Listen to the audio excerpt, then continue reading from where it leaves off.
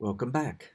This is video lecture 23.3, and we're going to talk about chapter 23, section 3, in which we discuss a charged, or I should say possibly charged, isolated conductor.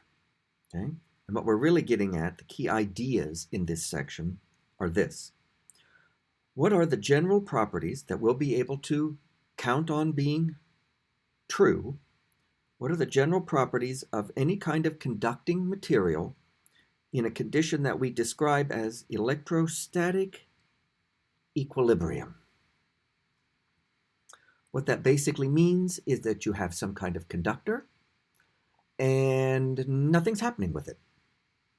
If it's got some charge, a net charge of some kind, that's not moving around or anything like that. Just basically nothing is happening.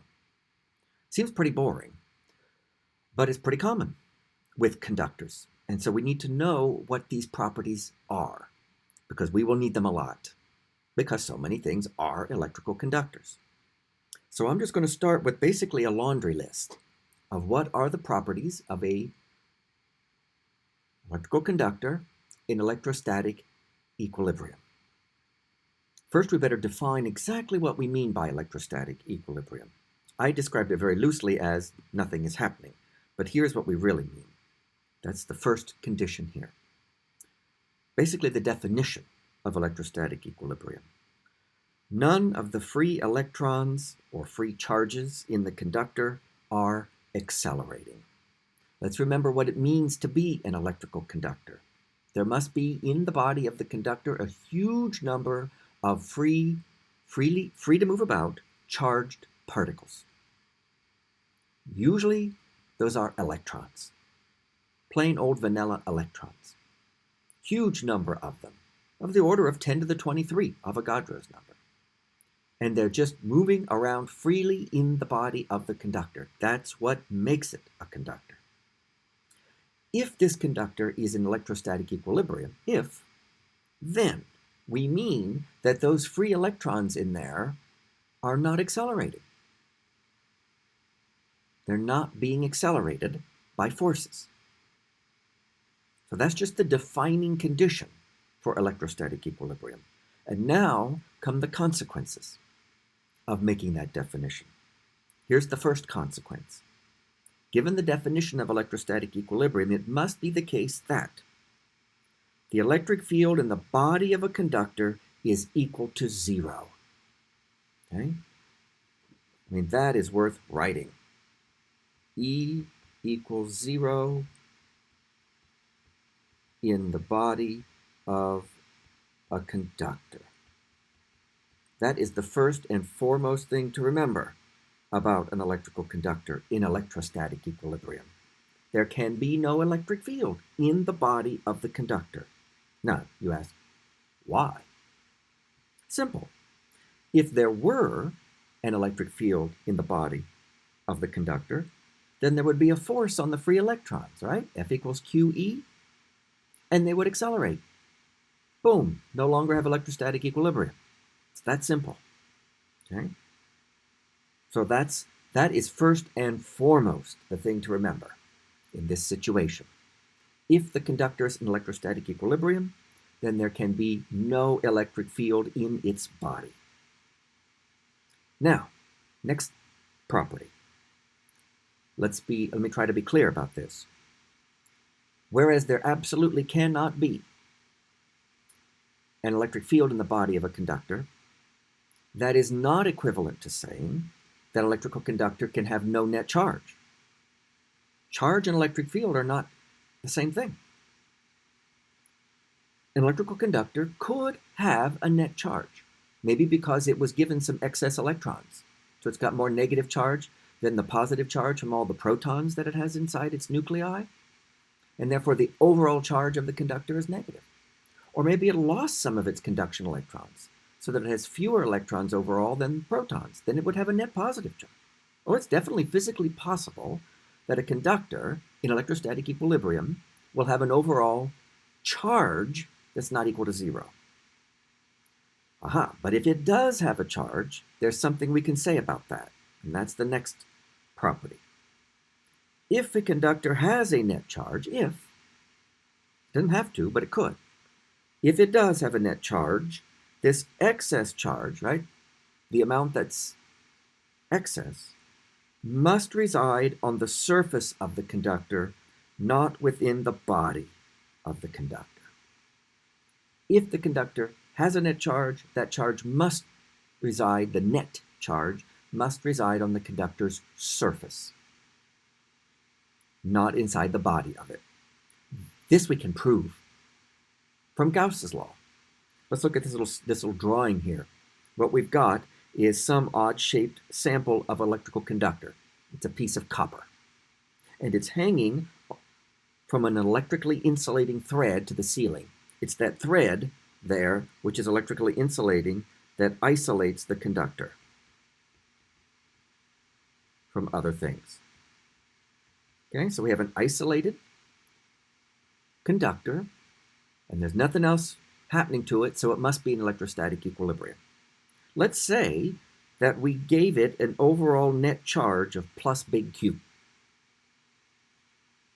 I want to prove that that charge plus big Q must be right along this surface, sitting right there on the surface. Okay? All right. Now, how do we prove that? Like I said, we apply Gauss's law. Remember, a Gauss's law involves a Gaussian surface, a closed surface. In this case, it'll be a mathematical surface that we can construct. It's up to us.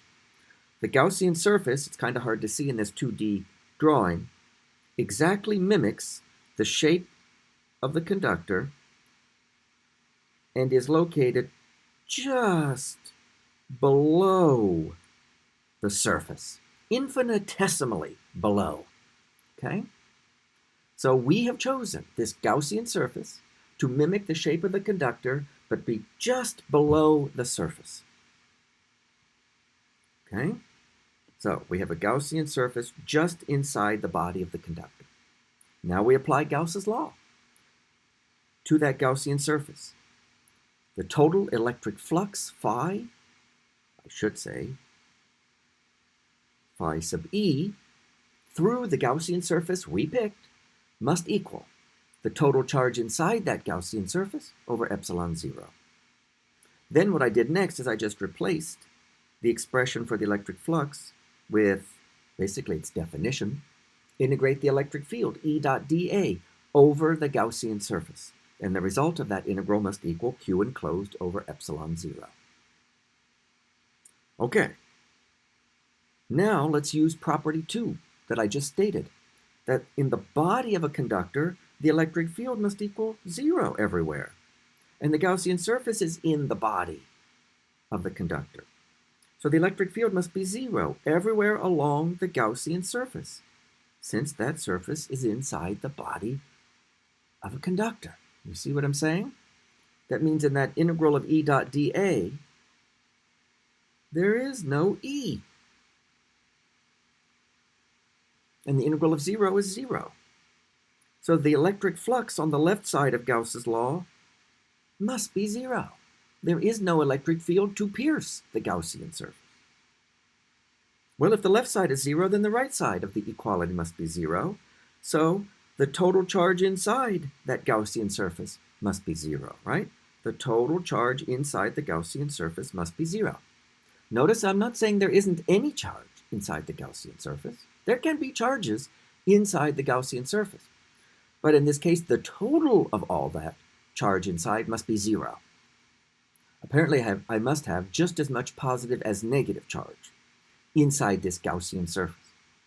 That's what the Q enclosed equals 0 means in this case. Okay, so there can't be any Q enclosed inside the Gaussian surface. Yet this conductor does have a net charge of plus big Q. The only place then for that charge to reside is outside the Gaussian surface. And since the Gaussian surface was just below the actual surface of the conductor, this charge plus big Q must be on the actual surface of the conductor. Okay?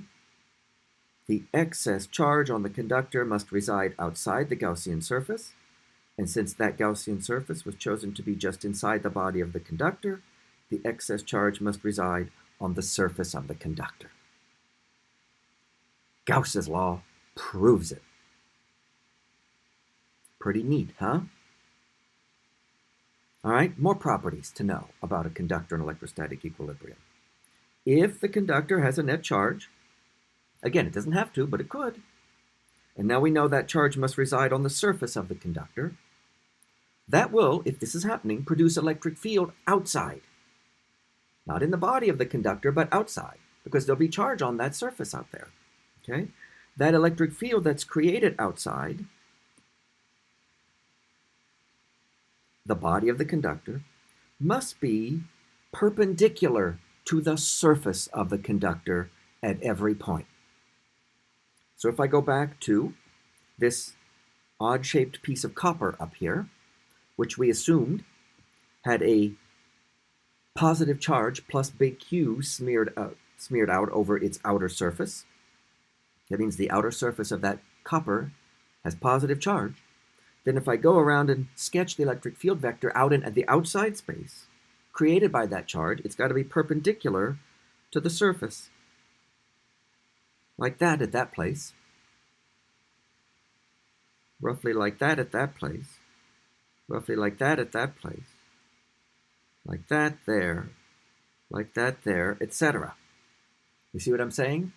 If it has charge, that's the first thing, then that charge must be on the surface. That's the second thing. Then that charge on the surface definitely produces electric field in the outside region where there's just air. And that field must be directed perpendicular to the surface of the conductor. Why, you ask? Let's talk about that.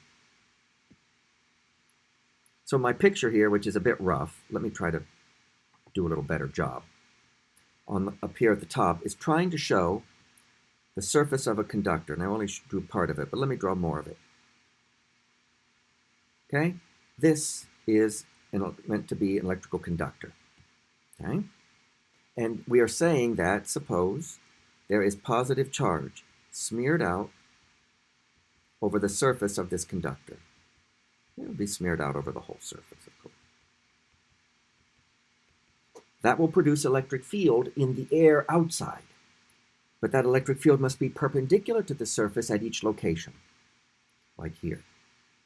But over here, notice it's this way. You've got to be perpendicular to the surface at whatever point you're at. Like that, etc. Okay? We're going to show in just a minute that you can actually calculate what that electric field is using Gauss's law if you know one thing. What is the charge per unit area, sigma, on the conducting surface? Then you can calculate the electric field from this formula on the conducting surface, or just above the conducting surface. And I'm going to show you with Gauss's law how to calculate that. But before I do, let me explain how I know physically, because I still haven't really explained why, the electric field that points out into the air must be perpendicular to the conductor surface. So here's another view down here of part of a conductor. There's the rest of it. There's the surface of it. Let's say it's got positive charge smeared out over it. And let's just pick a point like right there on the surface and ask what direction the electric field would have. Well, it's supposed to be perpendicular to the surface like that. But what if it wasn't? What if it was at a bit of an angle, like so? Notice that's not perpendicular. In fact, that proposed electric field has a component that we would say is tangential to the surface, along the surface, skimming the surface, and then a component that's perpendicular. The problem with this picture down here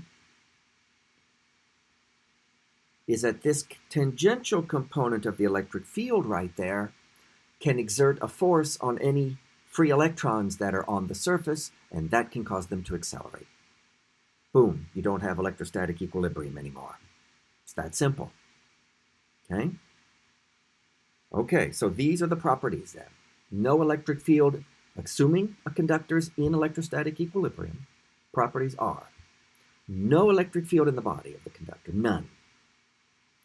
2, if the conductor is charged, doesn't have to be, but if it is, the net charge must reside on the surface of the conductor.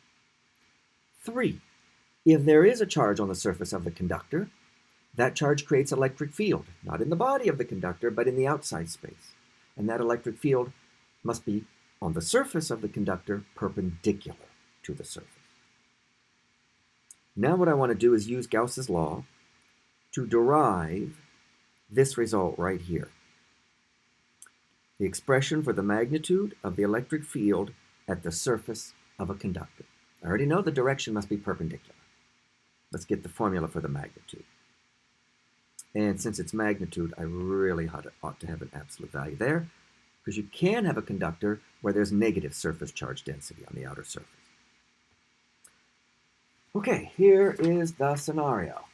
Now what we're going to do is we're going to imagine we're looking at, let me get that down just a little lower there, a tiny patch, a tiny area on the surface of a conductor in electrostatic equilibrium that has a net charge that's positive.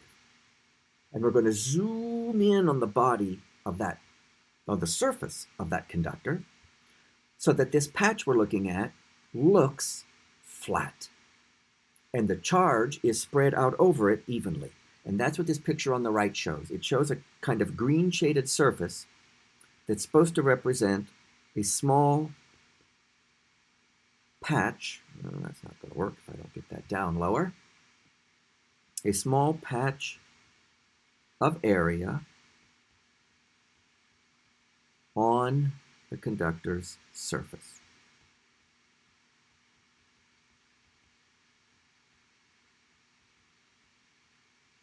And this patch is described by a charge per unit area, sigma, in Coulomb per meter squared. That's the same at every point. That's what the little plus signs mean. So this charged patch is creating electric field, or there's an electric field at this charged patch, and we want to calculate its magnitude. We already know its direction. It's got to be perpendicular to the surface pointing outward. By the way, to the left of this patch behind here, you are inside the body of the conductor over here, and on the right side, you are outside the body of the conductor, okay? All right, in fact, now we're going to pick a Gaussian surface, and we're going to apply Gauss's law to the Gaussian surface and see what we can learn about the electric field. And the Gaussian surface is drawn here. I want to make sure you understand it. It's shaped like a kind of it's a cylinder, sometimes called a soup can, because soup cans are often shaped like cylinders. It's got a circular side, or a curved side, I should say, and two circular caps on the ends, the top and the bottom. Okay, and it's kind of sideways, and it's immersed so that it is straddling a small region of the surface, with part of the soup can extending above the surface and part of it below into the body.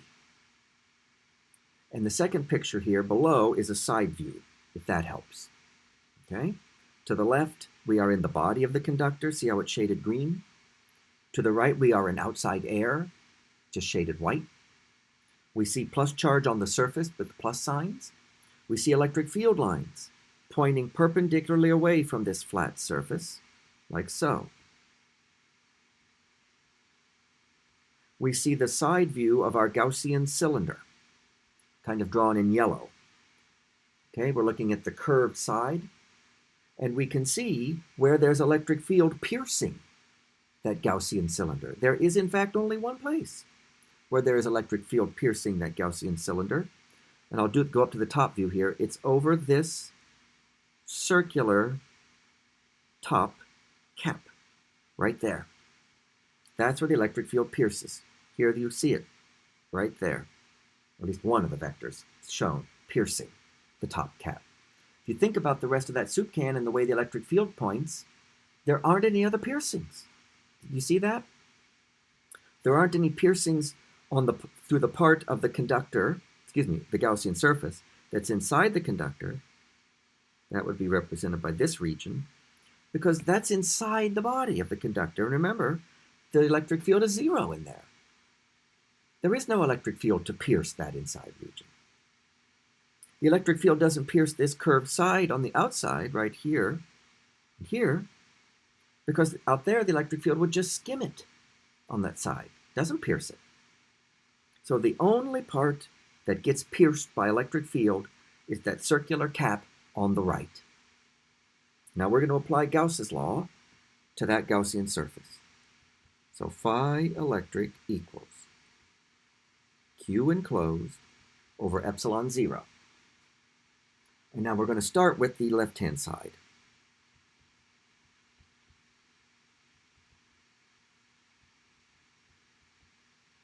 Which, remember, comes from integrating the electric field over the closed Gaussian surface. In this Gaussian surface, which is shaped like a cylinder, it's convenient to break this down into three separate integrals. The integral of E dot dA over the curved side, plus the integral of E dot dA over the left face, plus the integral of E dot dA over the right face. Okay? Now I've just made the argument that there is no contribution to the integral of E dot dA over the left face. Okay? That's over here in this side view, because there's no electric field there to pierce the surface. There's no E dot dA result from the curved side. Okay? The curved side of the soup can. Either because there is no electric field to pierce the curved side, that's if you're in the body of the conductor, or even if you're above the conductor in the region where there's air. Because on the way that Gaussian surface has been oriented, the electric field just skims the curved side there, doesn't actually pierce it. So all that's left is the integral of E dot dA over that right end. But that patch is so, that Gaussian surface is so small, I can make that Gaussian surface tiny, that the electric field is uniform, and it's in the same direction as the little dA, and you can do E dot dA there in the same direction. So you'll have magnitude E, magnitude dA, cosine 0, which is 1. So it'll look like that. And that area is so small that you can bring the E out front, the E magnitude, which I'm just now going to write as an E. And then you add up all the dAs, and you just get the total area there on that right face. Okay? And that's our symbolic expression for the flux. Now, the right-hand side of Gauss's law requires me to also think about how much charge is inside the Gaussian surface, Q enclosed. We've got to be able to visualize it in any given situation. Right? Once the Gaussian surface has been chosen and drawn, so we can see it in the picture, where is the charge that's inside? You've got to be able to visualize it. Do you see where it is in this case? Where inside this Gaussian cylinder on its side that straddles the body, the surface of this conductor, where is the actual charge that's inside? Where is their charge? Do you see where it is? It's right where the Gaussian cylinder pierces the very surface, right? On that circular region, right there. Because that's where the charge is, right? On the conductor's surface. So it's that circular cutout where the charge is. And that's the only charge in the whole Gaussian surface. There's no charge out in the air, and there's no charge in the body of the conductor. It can only be on the surface. Now, how much charge is it symbolically? Well, remember, we said that this patch of conductor is described by a surface charge density sigma, which we're going to assume we have figured out already. Remember, that's charge per unit area. So the total charge inside is the charge per unit area there, sigma, times the area of that circle I just drew, which is the same area as the circular end caps, A. And now I've got the expression for Q enclosed. And now I put them together in Gauss's law. Okay?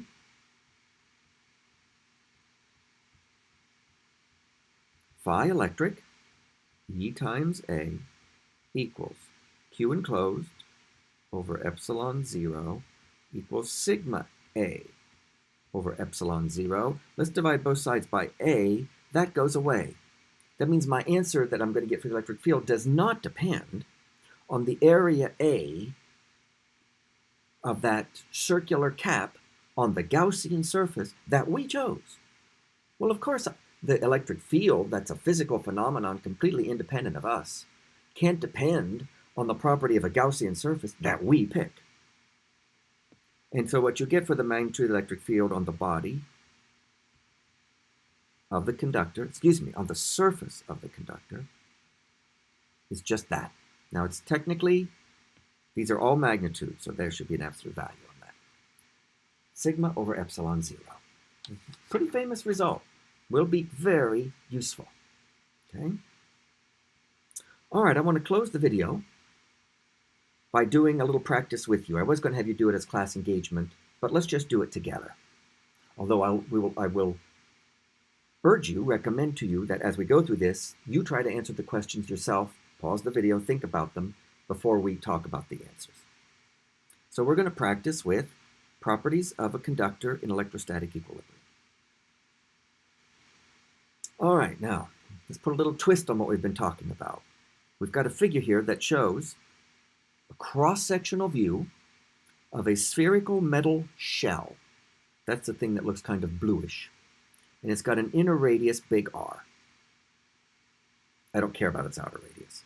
And it has 0 net charge. Okay, now that's the conducting, it's called a conducting shell.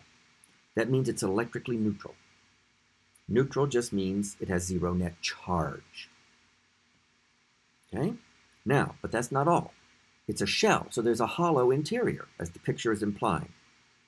And somebody somehow put inside that hollow interior a point particle with negative charge in the amount of -5 microcoulombs, and it has been located a bit off-center. It's at a distance r/2 from the center of the shell. There it is. Okay? See, here's the center of that hollow region of radius big R, and our particle is a little over to the left by r/2 from that. Okay, that's the scenario. Now we're assuming everything's in electrostatic equilibrium, nothing is changing. Here's the first question.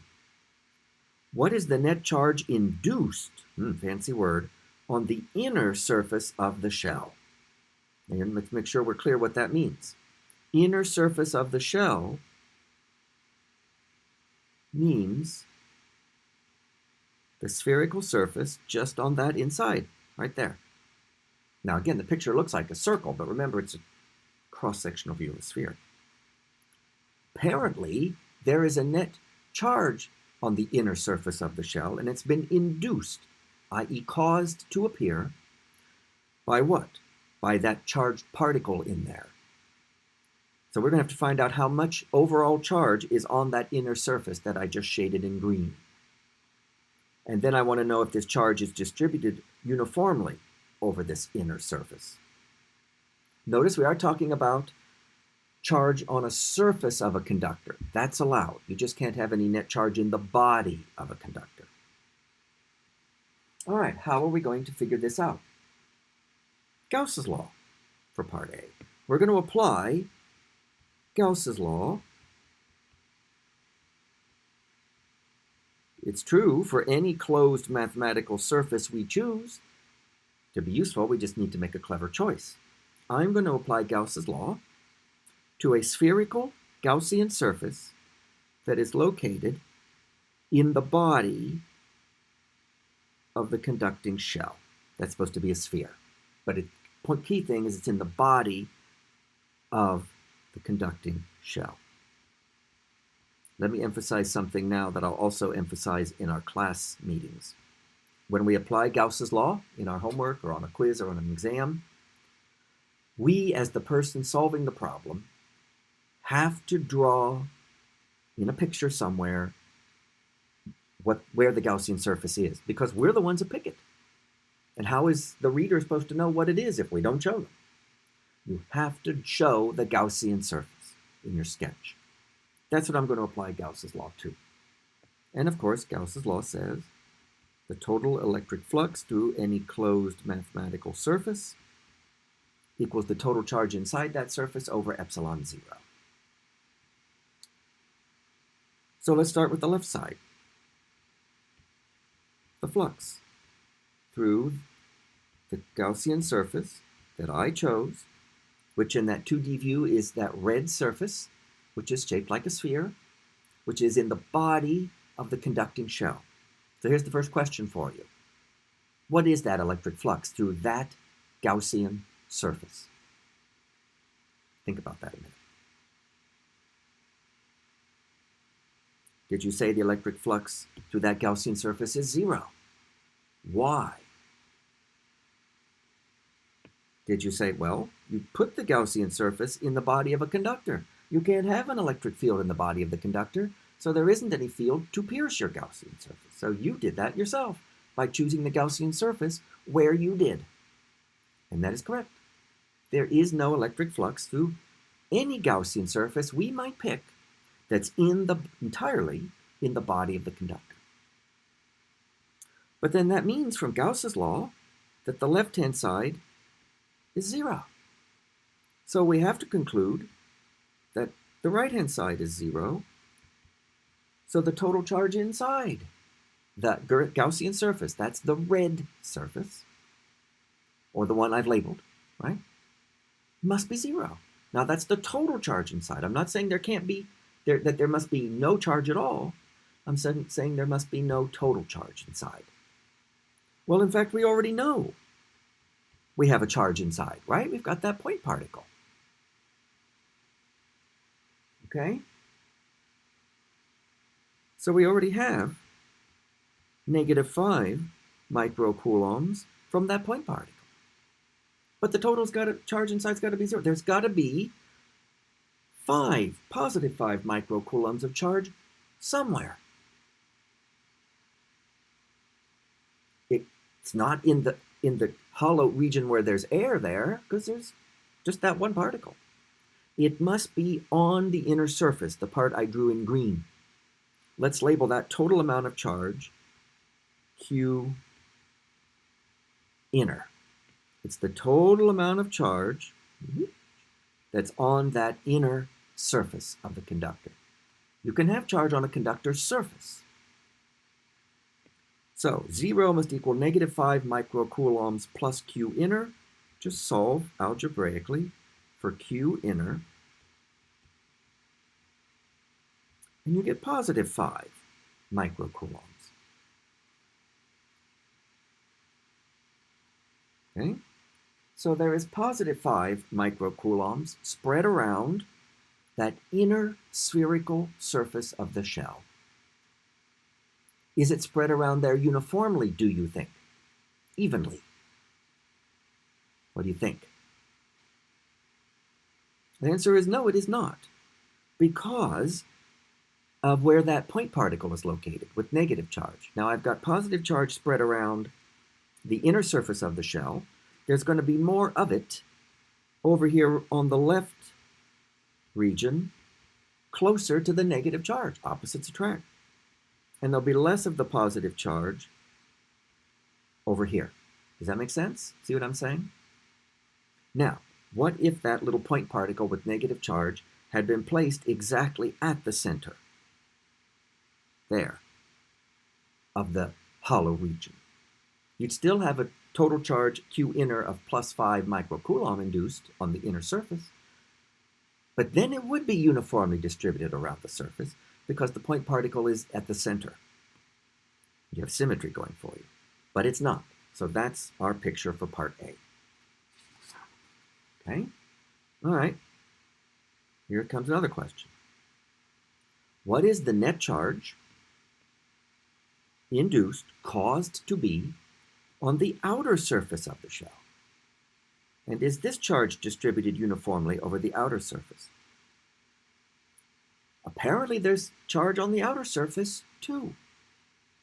But wait a minute. What I do know for sure is that the Q total for this conducting shell must be 0. It's electrically neutral. We're told that. but I know that I've got charge distributed around that inner surface of that shell.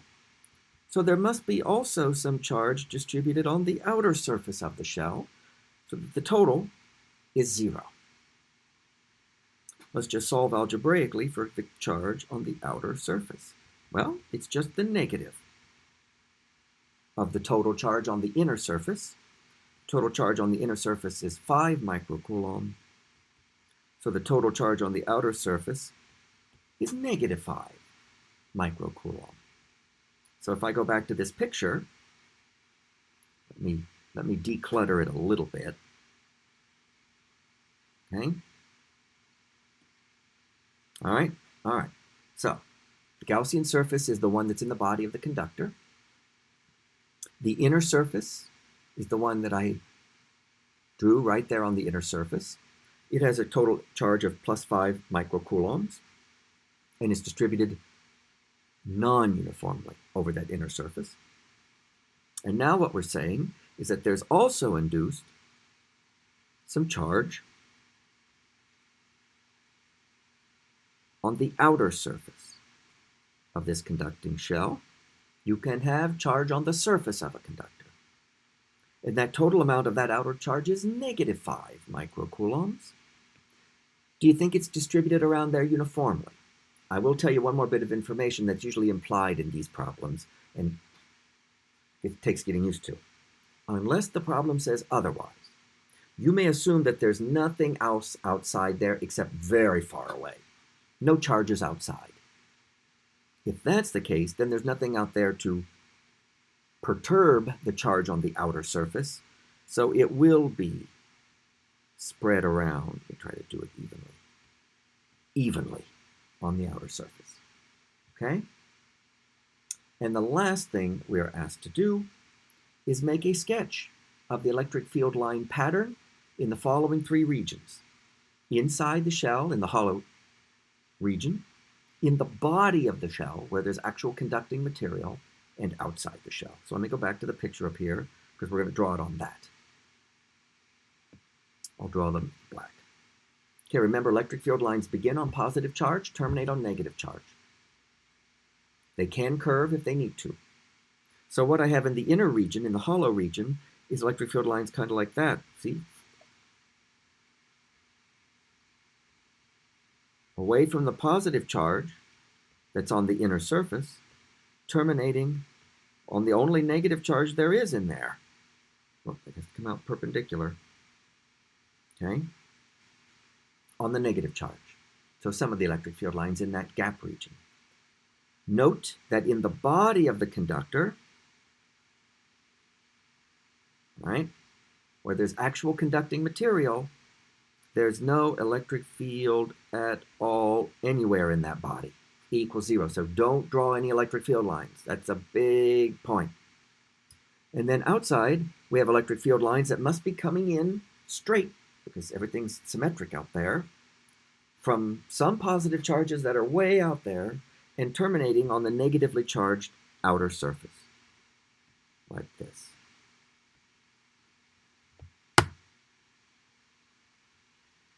Trying to make sure the electric field lines always come in perpendicular to the surface. Remember, they have to be perpendicular to the surface of the conductor at every point, like that. All right, so that's a sketch of the electric field line pattern for this conducting shell with a hollow interior with a particle in it, charged particle.